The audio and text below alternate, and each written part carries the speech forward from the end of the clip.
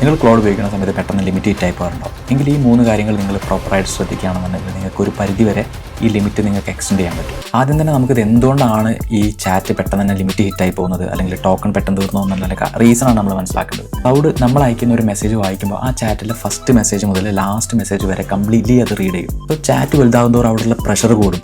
ആ സമയത്ത് ടോക്കൺ കൂടുതൽ കൺസ്യൂം ചെയ്ത് ടോക്കൺ കൂടുതൽ ബേൺ ഔട്ട് ആയി പോകും. ഓക്കെ, ഈ 3 കാര്യങ്ങളാണ് ഈ ക്ലൗഡിൻ്റെ ലിമിറ്റ് എക്സ്റ്റെൻഡ് ചെയ്യാൻ വേണ്ടിയിട്ട് ഞാൻ യൂസ് ചെയ്യുന്നത്. Number 1, use new chat for new task. അതായത് നിങ്ങൾ ഓൾഡ് ചാറ്റിൽ തന്നെ ഒരേ കോൺവെർസേഷൻ ബിൽഡ് ചെയ്യാതെ പുതിയ ടോപ്പിക്ക് വരുന്ന സമയത്ത് പുതിയ ചാറ്റ് ഓപ്പൺ ചെയ്യാം. Number 2, plan before you give A prompt. അതായത് നമ്മൾ പ്രോംപ്റ്റ് കൊടുക്കുന്നതിന് മുന്നേ തന്നെ ഒരു 10 സെക്കൻഡ് നിങ്ങൾക്ക് എന്താണ് ഔട്ട്പുട്ട് വേണ്ടതെന്നുള്ള കാര്യം നിങ്ങൾ മനസ്സിലാക്കി അതിന് വേണ്ടിയിട്ടുള്ള പ്രോംപ്റ്റ് മാത്രം കൊടുക്കുക. അല്ലാതെ ഇറലവൻ്റ് ആയിട്ടുള്ളതും അതുപോലെ തന്നെ ഇൻകംപ്ലീറ്റ് ആയിട്ടുള്ള പ്രോംപ്റ്റ് നിങ്ങൾ കൊടുക്കുകയാണെന്നുണ്ടെങ്കിൽ വീണ്ടും അത് റീറൈറ്റ് ചെയ്യേണ്ട ഒരു ചാൻസ് വരും. അങ്ങനെയാവുന്ന സമയത്ത് കൂടുതൽ ക്രെഡിറ്റ്സ് അവിടെ കൺസ്യൂം ചെയ്യാൻ തുടങ്ങും.